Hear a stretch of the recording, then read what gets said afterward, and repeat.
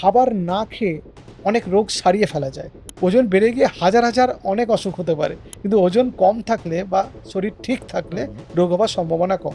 এখন কথা হলো যে আমি কিভাবে খাবো যাতে আমার বদহজম না হয়? আমার হজম যেন ভালো হয়। খাবার খাবার সময় মাইন্ডফুলনেস ইটিংটা খুব ইম্পর্টেন্ট। এইরকম বদহজমের সমস্যায় ভুগছেন, তারা বাড়িতে বসে কি করতে পারেন?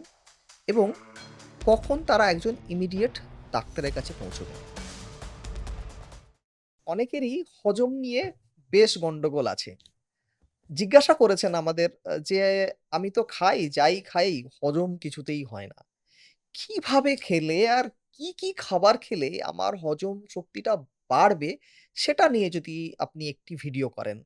তো আজকে আপনার জন্যই এই ভিডিওটি। আজকের এই আলোচনায় আমরা জানার চেষ্টা করব যে আমাদের হজমে গন্ডগোল কেন হয়? কিভাবে খেলে আমাদের হজম ভালো হবে? এবং কোন খাবারগুলো আমার মেনুতে রাখবো যাতে হজমের সমস্যা না হয়? আর এই আলোচনায় আমাদের সঙ্গে আছেন আমাদের শহরের ভীষণ আ জনপ্রিয় একজন চিকিৎসক এবং আমার ভীষণ প্রিয় একজন মানুষ যেটা আমি বরাবর বলি, হ্যাঁ, ডক্টর এস এম মল্লিক। নমস্কার ডাক্তারবাবু। নমস্কার। হজম নিয়ে গন্ডগোল। তো আ একজন বয়স্ক মানুষ যার বয়স 56 তিনি আমায় লিখে জানিয়েছিলেন যে, "হজম নিয়ে আমার বেশ সমস্যা আছে। তো আমি কিভাবে বা কি ধরনের লাইফস্টাইল লিড করলে আমার এই সমস্যা থেকে আমি মুক্তি পাবো?" তো উনার রিকোয়েস্টেই আজকের এই ভিডিওটি। তো ১ম এই যেটা জানতে চাইবো যে হজম বলতে মানুষ কি বুঝবে? মানে হজম জিনিসটা কি? আর কখন আমি বুঝবো আমার এটা বদহজম হয়েছে? হজম জিনিসটা হচ্ছে, যখন আমরা খাবারটা খাই, সেই খাবারটা যখন আমাদের শরীরে ঢোকে, সেইখান থেকে মুখমণ্ডল থেকে আমাদের হজম শুরু হয় হুম, কিন্তু। আচ্ছা। মুখমণ্ডলের ভেতরে উৎসেচক আছে। হুম, স্যালিভারি অ্যামাইলেজ, লাইপেজ যেগুলো থাকে। সেগুলো আমাদের হজম শুরু করে এবং সেইখান থেকে হজম শুরু হয় এবং হজম প্রক্রিয়াটা চলতে থাকে যতক্ষণ না শোষণযোগ্য ইন্টেস্টিন থেকে রক্তে যাবার যে খাদ্যকণা হুম, হজম হয়ে যে অংশটা রক্ত রক্তে যেতে হবে হুম, সেই শোষণযোগ্য উপাদানে রূপান্তরিত হয়। সেই প্রক্রিয়াটাকে আমরা বলি হজম হওয়া। আচ্ছা। এবং এই হজম হয়ে জিনিসপত্র বা ভালো মেটেরিয়ালগুলো রক্তে শোষণ হলো এবং সেখান থেকে যে এনার্জি তৈরি হলো, হুম, এই পদ্ধতিটাকে বিপাক ক্রিয়া বলে। মানে দুটো আলাদা, আলাদা জায়গা। হুম, এই হজম হওয়াটা স্বাস্থ্যকর হওয়া দরকার। আর আপনি যে প্রশ্নটা হুম, করেছেন কখন আমরা এটাকে বদহজম বলবো? হুম, এই যে হজম হওয়ার প্রক্রিয়াতে কোনো রকম অসুবিধা তৈরি হওয়াটাকেই বদহজম বলে। আচ্ছা, ইনডাইজেশন। আচ্ছা। সেটা অ্যাসিডিটি হতে পারে, হুম, সেটা গ্যাস্ট্রোএসোফেজিয়াল রিফ্লাক্স হতে পারে, খাবার পর অ্যাবডোমিনাল ব্লোটিং হতে পারে, খাবার পর বেলচিং হতে পারে বা ডায়রিয়া হতে পারে বা ইনটলারেন্স হতে পারে। এটা সবকটাই এটা বদহজমের আন্ডারে পড়ে। আচ্ছা। এখন খাবারের যে হজম হওয়ার প্রক্রিয়া, এটা খুব জটিল একটা ব্যাপার। এটা কিছুটা মানুষের উপর নির্ভর করে, হুম, আর কিছুটা মানুষের শরীরের উপর নির্ভর করে। আচ্ছা। মানে কিছুটা ব্রেন আর কিছুটা হেলথ। এই দুটো ব্যাপারের উপরে ডিপেন্ডেন্ট। খাবারের ধরনের উপর কি নির্ভর করে না? হ্যাঁ, খাবারের ধরনের উপর নির্ভর করে, কিন্তু একেকটা খাবার একেক ধরনের শরীরে গিয়ে স্যুট করে। যেমন এক ধরনের মানুষ মিল্ক প্রোডাক্ট খেয়ে খুব ভালো থাকেন। আবার এক ধরনের মানুষ মিল্ক প্রোডাক্ট খেয়ে সেটা হজম করতে পারেন না। বা তার বিভিন্ন রকম অসুবিধা তৈরি করে। এক ধরনের মানুষ শাক-পাতা খেয়ে খুব ভালো হজম করেন। এক ধরনের মানুষ শাক-পাতা খেয়ে খুব হজম করে হজম না। করতে পারে না। বাঙালিরা যেমন ভাত খেয়ে খুব ভালো হজম হুম, করেন। সেই একই মানুষ, তাকে যদি দুবেলাতে ব্রেড, বিদেশি খাবার, হুম, হুম, হুম, স্যালাড, হুম, সসেজ, স্যালামি, গ্রিলড মিট বা বেকড ফিশ বিদেশি খাবার দেওয়া হয়, সে আবার হজম করতে পারছে না। ফলে খাবারের ধরনটা একেকটা মানুষের শরীরে একেক রকমভাবে গিয়ে হজম হয় এবং একেক ধরনের শরীরে গিয়ে একেক রকমভাবে স্যুট করে। আবার একেকজনের শরীর একেক ধরনের খাবারকে রিজেক্ট করে। সুতরাং যার শরীরে যে খাবার সইছে সেই খাবারটা তিনি ভালো করে হজম করতে পারেন। বাকি খাবারগুলো অত ভালো করে হজম করতে পারেন না। তার মানে এটা আ কি ঠিক যে আমরা যদি ভারতীয় হই তাহলে আমাদের ভারতীয় খাবার-দাবারই আমরা হজম করতে পারবো, বিদেশি খাবার-দাবার আমরা হজম করতে পারবো না, এরকম কিছু বিষয় আছে? কিছু, কিছু মানুষের ক্ষেত্রে একদমই কোনো বিষয় নেই। তিনি হ্যাঁ, সব খাবার হজম করতে হুম, পারেন, সব খাবার খেতে পারেন। হুম, তবে দেখা গেছে ছোটবেলা থেকে মানুষ যে খাবারে অভ্যস্ত হয়ে উঠেছেন, বডি যে খাবারের সঙ্গে পরিচিত, সেই খাবার ভালো করে হজম করতে পারে। আমার যেমন আচ্ছা। অনেক ডায়াবেটিক পেশেন্ট ৩ বার ভাত খেতেন। হুম, তাকে যখন তার ডায়াবেটিস ডিটেক্টেড হলো তাকে বলল রুটি খাওয়ার কথা বললে, হুম, তিনি বলে যে, "আপনি রুটি ও রুটি খেয়ে ভীষণ অ্যাসিডিটি হচ্ছে। আমাকে হুম, আপনি ভাত খেতে বলুন দুবেলা ঠিক আছে, পরিমাণ আমি কমিয়ে দেবো, কিন্তু আমি রুটি খেতে পারছি না।" আচ্ছা। এটা এক ধরনের পেশেন্ট, তার এক ধরনের তার আ মত, তার শরীরের রেসপন্স এক রকমের। আবার এক ধরনের মানুষ আছেন যারা দেখা যায় যে পার্টিকুলার একটা খাবার তারা ভালো হজম করতে পারছেন। যেমন বাঙালিরা ভাত, ডাল, সবজি, মাছ ভালো আচ্ছা। হজম হুম, করতে পারে। কিছুটা জেনেটিক হুম, জানেন তো? হুম, মানে অনেকদিন ধরে আমাদের শরীর ওই খাবারের সঙ্গে অভ্যস্ত হয়ে এসেছেন। ফলে একটা বাচ্চা তাকে দেখবেন খাবার মানে বাঙালি বাচ্চা তার অন্নপ্রাশন হচ্ছে কিন্তু ভাত দিয়েই। কারণ এটা জানা যে হুম, সেই হুম, হুম। ভাতটাকে টলারেট করতে পারবে। তার কি বিরিয়ানি দিয়ে অন্নপ্রাশন করা হচ্ছে? না। কেন? তার মানে আমাদের বডি চেনে এই হুম, ভাত হুম, খাবারটাকে। সেইজন্যই সেই খাবারটাকে সে চিনছে এবং কনফিডেন্টলি বাবা-মা এই খাবারই তাকে হুম, ইন্ট্রোডিউস হুম, করছে যাতে ও শরীর খারাপ না করে। ভাতটা দিলে শরীর খারাপ হবে না এটা জানে সিওরলি।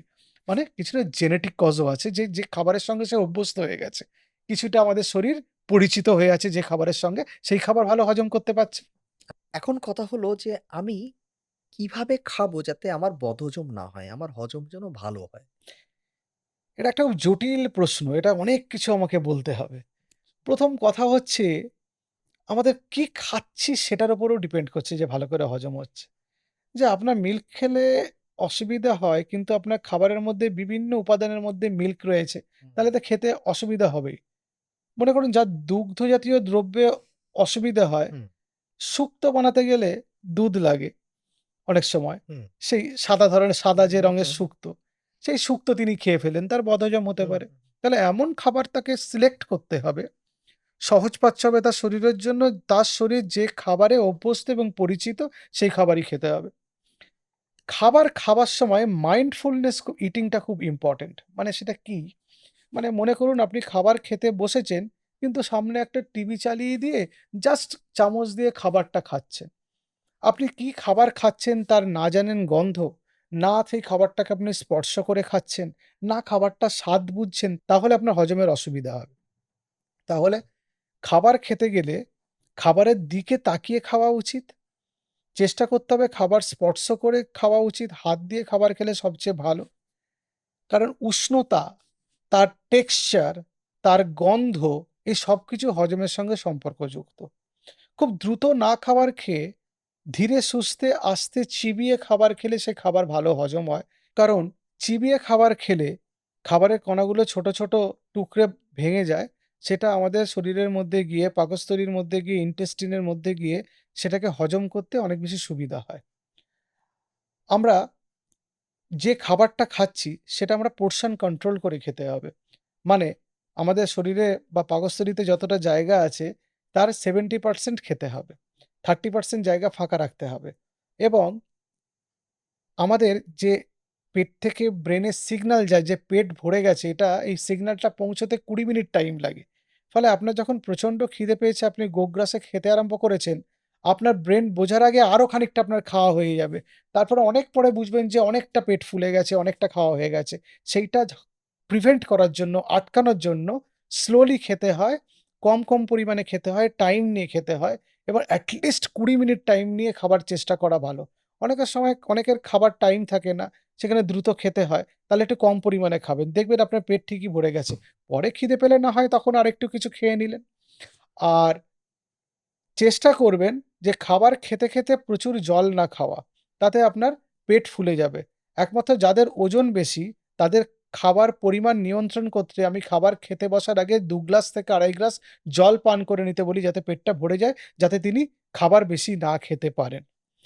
খাবার খেতে, খেতে গলা শুকিয়ে গেলে বা মুখের খাবার আটকে গেলে অল্প সিপ বাই সিপ আপনি ওয়াটার ইনটেক করতে পারেন কিন্তু একসঙ্গে অনেকটা জল আপনি খাবেন না। খিদে না পেলে খাবেন না। এরকম কোনো মানে নেই যে সারাদিনে ৩ টে বা ৪ টে খাবার খেতে হবেই, এরকম কোনো মানে নেই।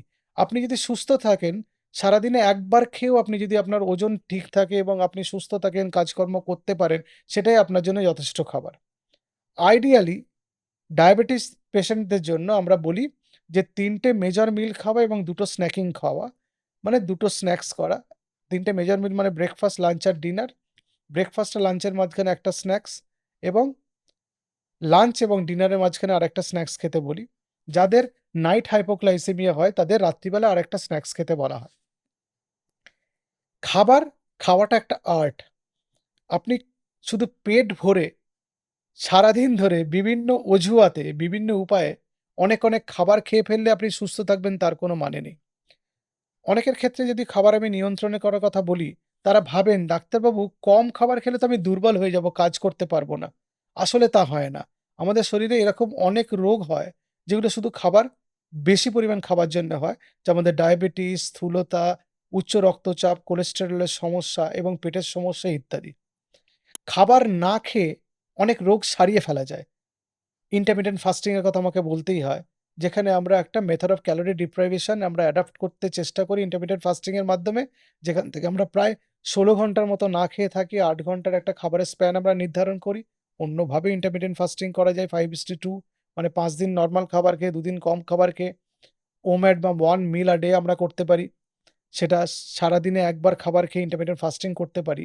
তাতে অনেক কঠিন মেটাবলিক অসুখ মানে বিপাক ক্রিয়ার জন্য যে অসুখ সেগুলো থেকে অনেক মুক্তি পাওয়া যায়। হার্ট হেলথও ভালো থাকে, কোলেস্টেরল ভালো থাকে এবং দেখা গেছে কম খেলে ব্রেন ফাংশন ভালো থাকে। যারা কম পরিমাণে খাবার খান, যাদের লিন বডি ওয়েট আছে, যাদের শরীর রোগা, তারা অনেক ভালো এফিশিয়েন্টলি ব্রেনকে কাজে লাগাতে পারেন এবং তাদের মেমোরি অন্যদের থেকে অনেক ভালো হয়। সুতরাং খাবার যারা কম খান তারা শারীরিকভাবে অন্যদের চেয়ে অনেক বেশি সুস্থ। শুধু একটা জিনিস দেখতে হবে ওজন কমে যাচ্ছে কিনা। আচ্ছা, আপনি বললেন যে পেট ভরে খাওয়া যাবে না। অন্তত 70% খান, 30% আপনি ফাঁকা রাখুন। কিন্তু আমাদের মায়েরা, ভারতীয় মায়েরা আমাদের সন্তানদের সবসময় বলে, "পেট ভরে খা, পেট ভরে খা।" সেই সমস্ত মায়েদের কি বলবেন? আপনার বাচ্চা সুস্থ থাকবে তখনই যদি আপনার বাচ্চার শরীরে যথেষ্ট মেদ না থাকে। একটা নির্দিষ্ট ফ্যাট লেয়ার তো বডিতে থাকে স্কিনের নিচে সেটাই যথেষ্ট। পেট বেরিয়ে আসেনি সেরকম বাচ্চা বা মুখ এরকম ফুলে নেই, সেরকম বাচ্চারা বেশি স্বাস্থ্যকর এবং তারা দেখা গেছে ভবিষ্যতে অনেক বেশি সাকসেসফুল হয়েছে লাইফে। তাদের হেলথ ভালো থাকে, তাদের ব্রেন ফাংশন ভালো হুম, কাজ করে। বাচ্চাকে ঠুসে পেট ভরে খাওয়ালেই যে বাচ্চা ভালো থাকবে তার কোনো মানে নেই। এরকম অনেক বাচ্চাকে আমি জানি, চিনি যার অল্প বয়সেই ফ্যাটি লিভার হয়েছে এবং পেটের বিভিন্ন সমস্যায় ভোগে বেশি খাওয়ার জন্য। এবং আজকাল অনেক কম বয়সে বাচ্চাদের আমরা পাই যাদের উচ্চ রক্তচাপ হয়ে যায়, শরীরের ওজন বেড়ে গিয়ে শুধু বেশি পরিমাণ খেয়ে। সুতরাং খাবার কম খেলে শরীরে রোগ কম হয়। এটা সারা পৃথিবীতে বিভিন্ন বৈজ্ঞানিক গবেষণায় প্রমাণিত। সুতরাং বাচ্চাকে পেট ভরিয়ে খাইয়েই আপনি সুস্থ রাখতে পারবেন না। বরং নির্দিষ্ট পরিমাণ খাবার, নির্দিষ্ট ব্যবধানে সঠিক খাবার আপনি যদি খাওয়ান এবং বাচ্চা যদি রোগা থাকে এবং যদি ফিট থাকে, খেলাধুলা করে, অ্যাক্টিভ থাকে, পড়াশোনা করে, তাহলে সেই বাচ্চার ভালো। তাকে বেশি খাইয়ে তাকে অসুস্থতার দিকে ঠেলে দেওয়ার কোনো মানে হয় না। ওজন বাড়ানোরও কোনো মানে হয় না। ওজন বাড়ানোর কোনো মানে হয় না কারণ হুম, ওজন বাড়লেই তো এই মেটাবলিক হুম, ডিজিজ হুম। গুলো তৈরি হয়। ডায়াবেটিস, উচ্চ পরবর্তীকালে রক্তচাপ, অনেকগুলো কোলেস্টেরল। সমস্যা তৈরি হতে হ্যাঁ, ফ্যাটি থাকবে। লিভার, মহিলাদের পলিসিস্টিক ওভারিয়ান ডিজিজ, তারপরে অবস্ট্রাকটিভ স্লিপ অ্যাপনিয়া হুম, সব হুম, তো আমাদের ওজন হুম, বেড়ে হুম, যাওয়া থেকে শুরু হয়। ইভেন ইউরিক অ্যাসিড ওজন হুম, বেড়ে গিয়ে হয়। কারণ ওজন বেড়ে গিয়ে হাজার অনেক অসুখ হতে পারে। কিন্তু ওজন কম থাকলে বা শরীর ঠিক থাকলে হুম। রোগ হবার সম্ভাবনা কম। আপনি আগের একটি ভিডিওতে বলেছিলেন যে আমাদের মাথার সঙ্গে পেটের একটি সম্পর্ক আছে। তাহলে এই যে হজম হওয়া বা হজম না হওয়ার সঙ্গে আমাদের মাথার কি কোনো সম্পর্ক আছে? হজম হওয়া বা না হওয়ার সঙ্গে যথেষ্ট মাথার একটা সম্পর্ক আছে। হজম না হওয়া মানে এটা কি বোঝায়? যে আমাদের গ্যাস্ট্রোএসোফেজিয়াল রিফ্লাক্স হচ্ছে। হুম, মানে আপনার খাবার ভালো করে হজম হুম, হচ্ছে হুম, না। হুম, এই যে অ্যাসিডিটি, এই যে রিফ্লাক্স, এই হুম, যে আপনার ঘুম ভালো হলো হুম, না। রাত্রিবেলা আপনার রিফ্লাক্সের জন্য হুম, হুম। ঘুম ভালো করে হচ্ছে না। তার জন্য যে কর্টিসল বেড়ে যায়, এই যে আনহেলথি রাইজ অফ কর্টিসল বা স্ট্রেস হরমোন যে বেড়ে যায় সেটা পেটের স্বাস্থ্য খারাপ করে।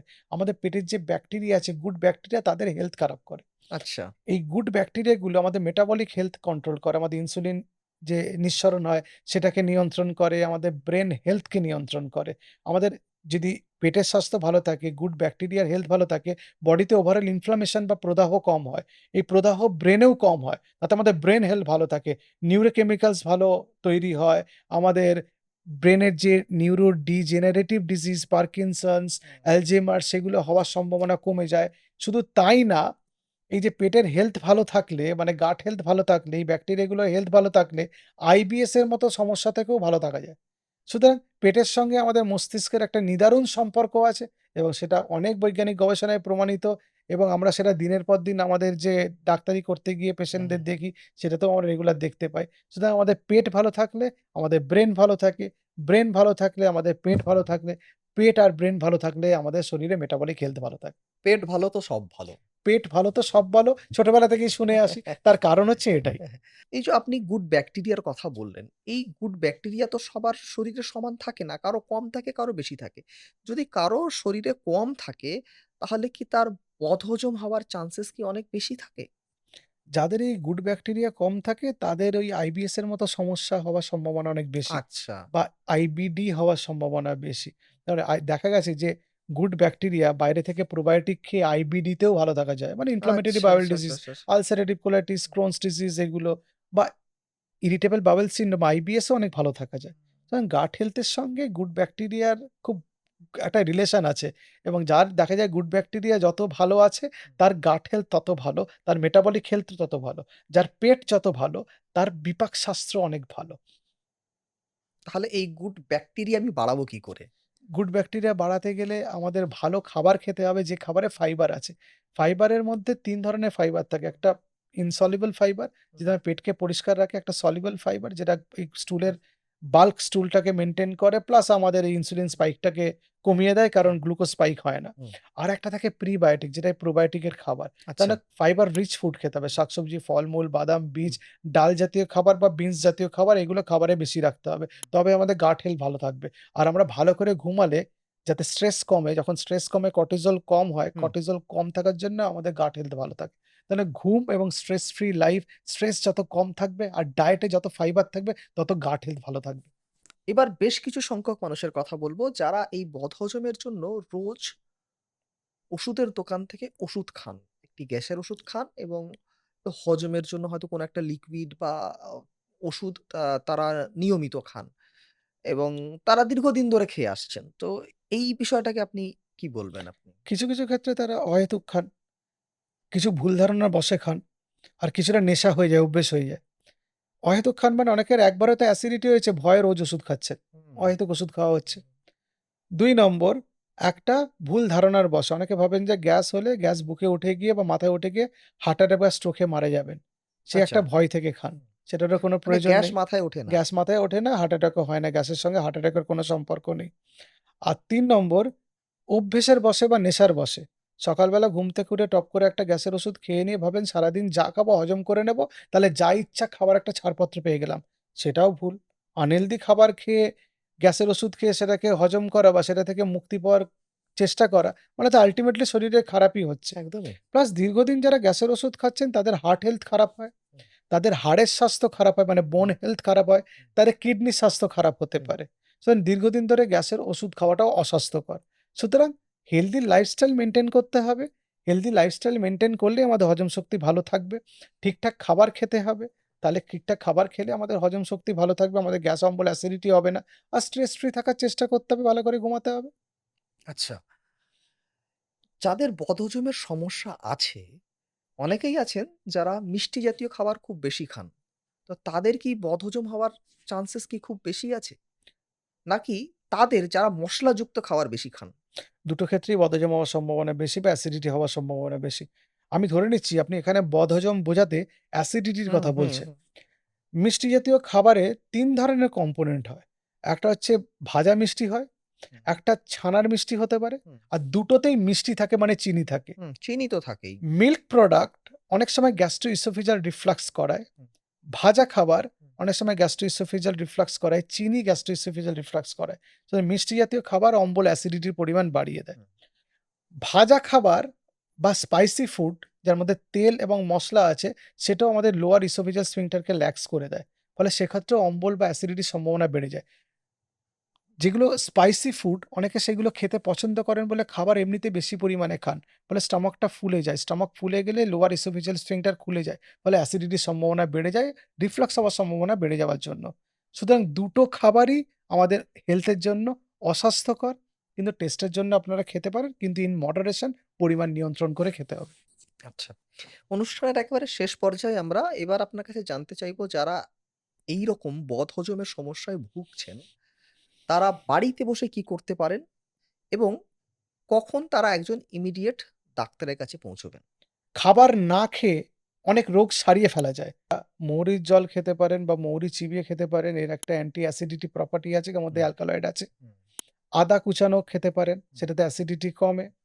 খাবার কম পরিমাণে খাবেন, খাবার পরে হাঁটবেন, খাবার পরে অন্তত ১ ঘন্টা পরে জলপান করবেন, যাতে পেটটা ফুলে না যায় বা ব্লোটেড না হয়ে যায়। কম মসলাযুক্ত সহজপাচ্য খাবার খাবেন, খাবার চিবিয়ে ভালো করে খাবেন। যাদের অ্যাসিডিটির প্রবলেম বা রিফ্লাক্স হয়ে হুম। ইসোফেজাইটিস হয়েছে বা গ্যাস্ট্রাইটিস হচ্ছে, তারা কিছুদিনের জন্য ওষুধ খাবেন ডাক্তারবাবুর পরামর্শে। ডাক্তারবাবুর কাছে যেতেই হবে যদি অম্বল, গ্যাস, অ্যাসিডিটি দীর্ঘদিন ধরে হতে থাকে। হুম। যদি ওয়েট লসের হিস্ট্রি থাকে তার সাথে, যদি পায়খানার সঙ্গে রক্ত পড়ে, যদি খাবার পরে বমি হয়ে যাওয়ার হিস্ট্রি থাকে, যদি খিদে কমে যায়, এই ৫ টা ক্ষেত্রে ডাক্তারের কাছে ছুটতে হবে এবং সেখানে বাড়িতে বসে কোনো হোম রেমেডির জন্য অপেক্ষা করা উচিত না। থ্যাংক ইউ ডাক্তারবাবু। Thank you so much. তো বদহজম নিয়ে যাদের প্রশ্ন ছিল, আশা করি তাদের সব প্রশ্নের উত্তর আমরা দিতে পারলাম। এরপরও যদি প্রশ্ন থাকে আমাদের লিখে পাঠান। আমরা নিশ্চয়ই অন্য কোনো দিন এরকম একটি ভিডিও করব এবং সেখানে আপনার প্রশ্নগুলো আমরা ইনক্লুড করার চেষ্টা করব। আজ এই পর্যন্তই। আবার দেখা হবে অন্য কোনো দিন, অন্য কোনো এপিসোডে। নমস্কার। নমস্কার।